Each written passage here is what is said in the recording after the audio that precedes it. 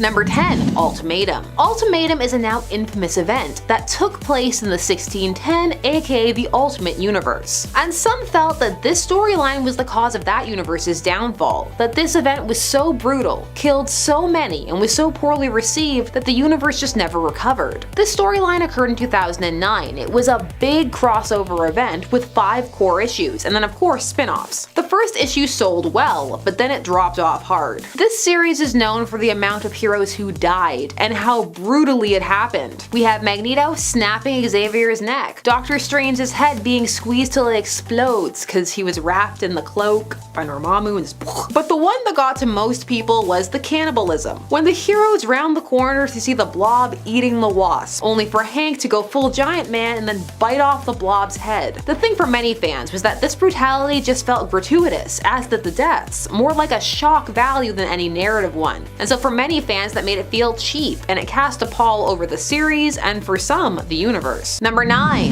Hail Hydra Cap. So a lot of the story came down to timing, basically how it was received I mean, because of the political and also social climate surrounding comics, but some would never have liked it because of how it was executed, and the fact that it was the opposite of what Cap stood for. Still, this story has always had its defenders, and still does. So this story gives us a world where Cap was always a Hydra agent, the entire time, and that this was the always Cap, not a brainwashed Cap, but always. Everything from before, all lies. This rubbed a lot of people the wrong way. The plot launched involving the Cosmic Cube would recreate the essence of Cap, but that would be from another timeline. Hydra Cap was the Cap, but it's handled in such a way that they now play it off like the recreated Cap was original Cap, but he wasn't. Never forget, because the universes were swapped Cosmic Cube, but I mean that would have made sense and it would have spared a lot of anger. The plot itself is your usual wolf in sheep's clothing, but with all the external factors, it caused a lot of anger. I'm not sure how it would have played off if it had been released years before or years later. It still would have had backlash, but would it have been as much?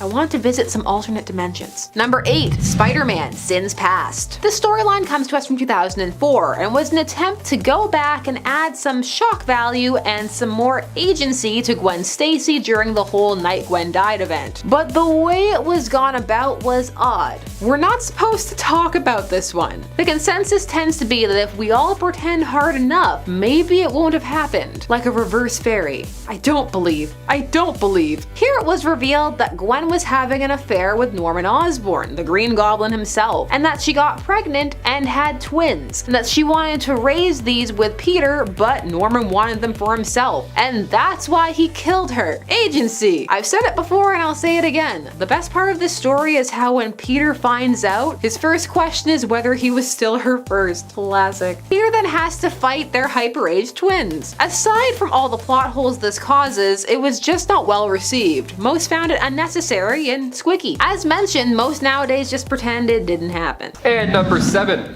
Young dragons in love. Love is a beautiful thing. It comes in all shapes and sizes, even that of, well, a dragon. We go now to X-Men issue 181 titled Young Dragons in Love. This 1984 comic opens with quite possibly the 2 best images ever. The first opening shot is a group of bystanders looking up, being like, look up in the sky. Is it a bird? Is it a plane? Is it a... And then one guy's like, it's a dragon. And then in the next picture, the dragon is so stupidly large. Like, it's way above them. They're right directly underneath it. You would see this dragon from miles away. Like, they're all just staring, trying to figure it out. Hey, if you thought that was a plane, you might need some glasses. I don't know, just an idea. This issue is quite fun. It shows the group of people flipping through the book, trying to figure out if it's the Hulk or whoever. Then they're like, man, everybody at school will be so jealous we discovered a new monster. Sure. So out of this dragon falls the X-Men, and they start losing their shit. They're like asking for autographs, they're talking about Storm's hair change, thinking if it's like good or not. They probably worked for TMZ now that I think about it. The comic is just them trying to fight this dragon, and also a smaller dragon that makes noises that like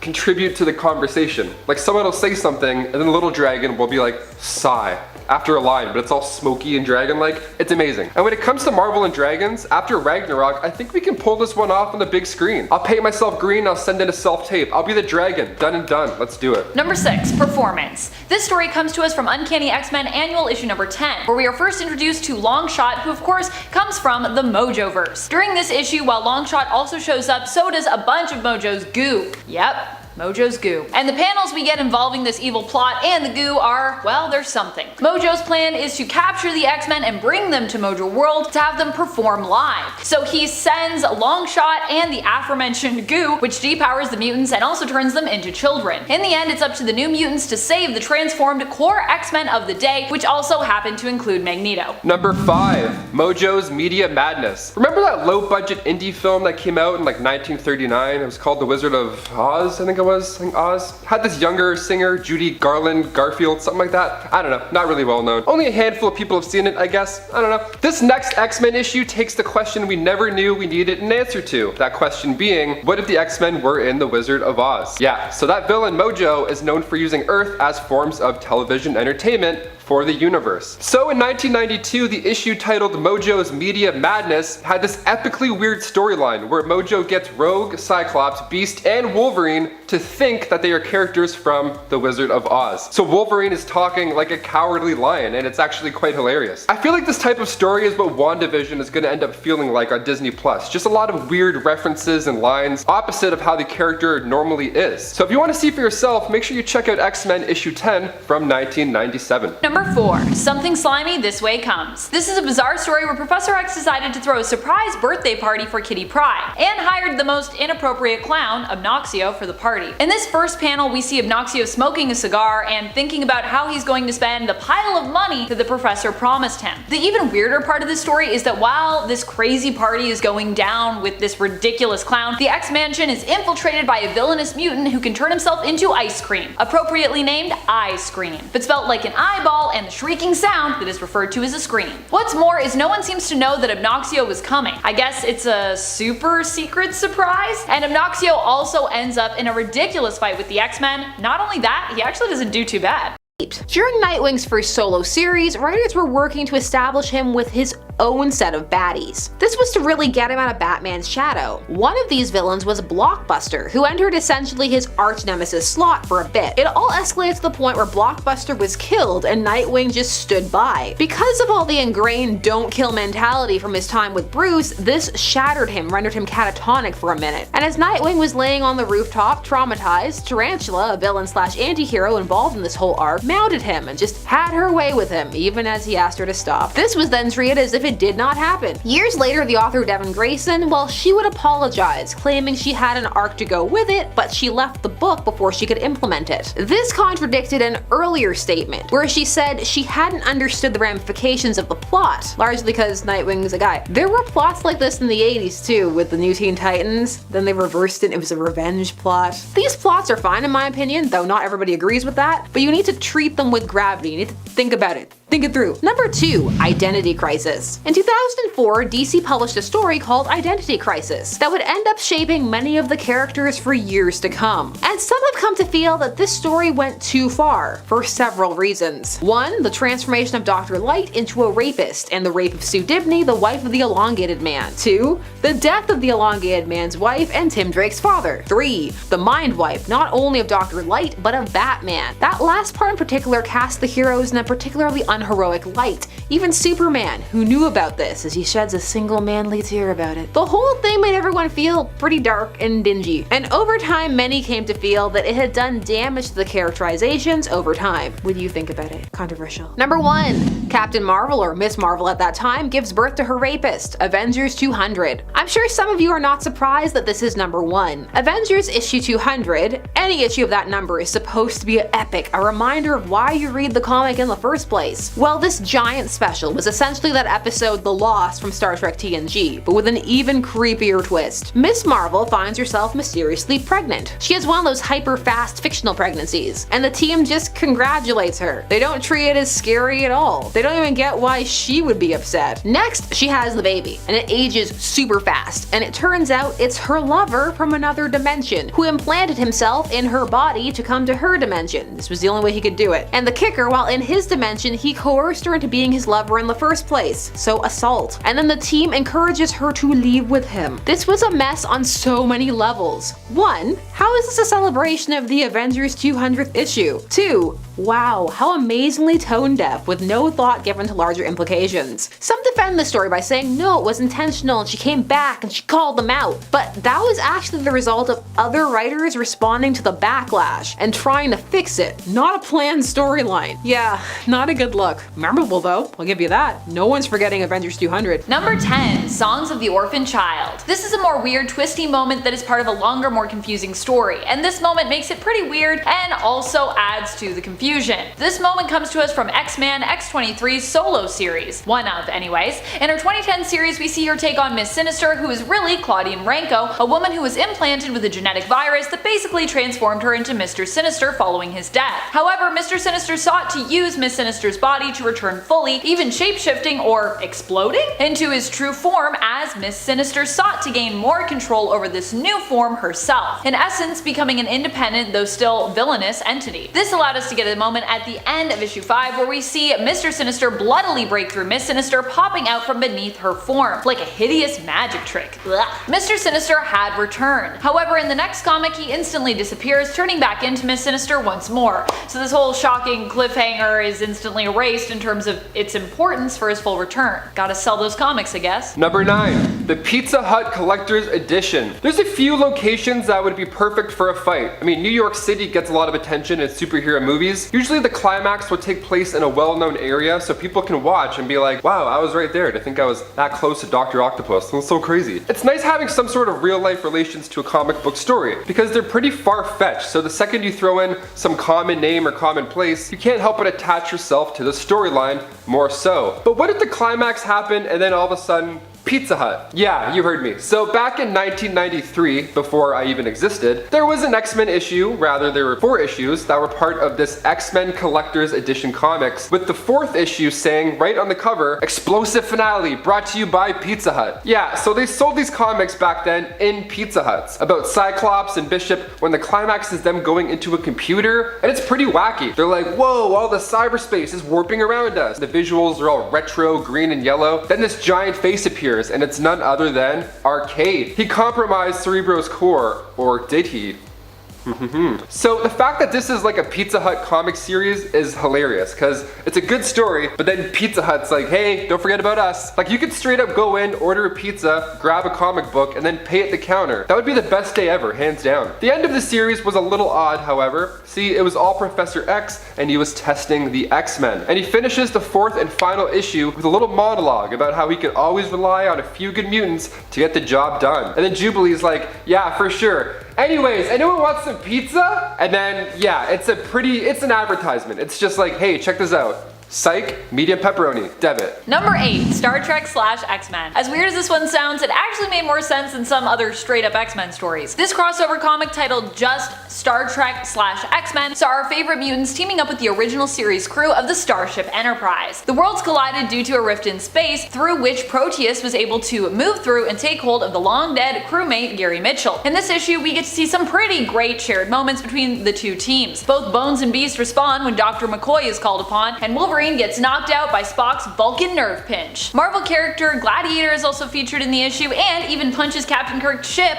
full on, much to his surprise. Number 7, STARFOX Assault Storyline. Oh, STARFOX aka Eros, on so many of our lists because of this. This plot here is now what this character is most known for, which tends to upset fans of his to no end, who just wish people would look at the other aspects of this character. But this plot, well, it's pretty attention grabbing. Let's put it that way. STARFOX had been using his power to make women fall for him. He was doing this by using his pheromones to sleep with them without their consent. And so he was put on trial, with Jennifer Walters, aka the She-Hulk, as his defense lawyer, whom he had also slept with. And she would later come to wonder, was that consensual or not? It was, but her marriage to John Jameson was not. Eros had forced her to have those feelings. This whole plot was dealt with by saying that STARFOX had been manipulated since his youth, which had caused him to misuse his powers that that way. And for many people, it just did not fly and left a bad taste in their mouths. And many were left wondering, just how does a character come back from that? Well, for many, he never did. Especially in this era of social media, where bringing the story up is just a click away. I mean, we're doing it right now. Number 6, Quicksilver and Scarlet Witch. Back to the Ultimate Verse for this one, with just an overall plot point for the twins. Pietro and Wanda in the Ultimate Verse are having, well, twincest. They're in an incestuous relationship. Why? Because why not? Pushing the boundaries. Also, the series stops to lecture Captain America for being squicked out by this. I'm using the word squick a lot in this video. This one falls in the just but why category. I mean, if you're not gonna do anything with it, then why exactly point out what's the point? Still, few who know about it can forget. Not that it happened. But is it as unpopular as these two not being Magneto's children anymore? Maybe not. I don't know. You tell me. Number 5, The Boys. All of it. At our midway point with The Boys, the series by Garth Ennis, where his goal was to out-Preacher his other series, Preacher, to create the most out-of-control series in terms of violence and sex that he could. And well, he certainly succeeded. But for some, it's too far. And a lot of what occurs is exploitative. The period beard is a big one for a lot of people. When wee Huey goes down Starlight and surprise, it's her time. This video is not family friendly anymore. I'm just always like, that's unrealistic. He would taste that, unless he doesn't know what blood tastes like. I can feel some of you cringing. There was also just the entire arc that was Herogasm, which featured a superhero orgy and the assault of Wee Huey by Black Mar just cuz. Again, Ennis was aiming to be over the top, and for some people that works, but for others, they'd prefer things to be a little more reined in, or at least directed. Number 4, Multiple Man absorbs his son. Jamie Madrox is the Multiple Man. He has the ability to create duplicates of himself, and he does this sometimes for recreational purposes, including one night where him and a duplicate hooked up with 2 separate ladies, one of whom was Siren, who got pregnant and decided to keep the baby. Jamie was convinced he was the father of that baby, as he was sure that he had slept with her and that it hadn't been his dupe. However, in a horrifying plot point, it turned out that he had been mistaken, and when he went to hold his son Sean for the first time, the baby was reabsorbed into his body. Siren was devastated, and Jamie basically told her to get over it. When it comes to this story, not only is it really horrifying, especially if you have kids, but the fallout of Jamie just not caring essentially also rubbed a lot of people the wrong way. Kinda hard to relate to a person that cold, depending upon the reader. Maybe you're into it. Like, yeah, you don't care. Number 3, Nightwing. And number 3, X-Babies? Mojo has popped up a few times on this list now, and for good reason. We've seen super babies before, whether it's in Amazon Prime's The Boys or Baby Grinch.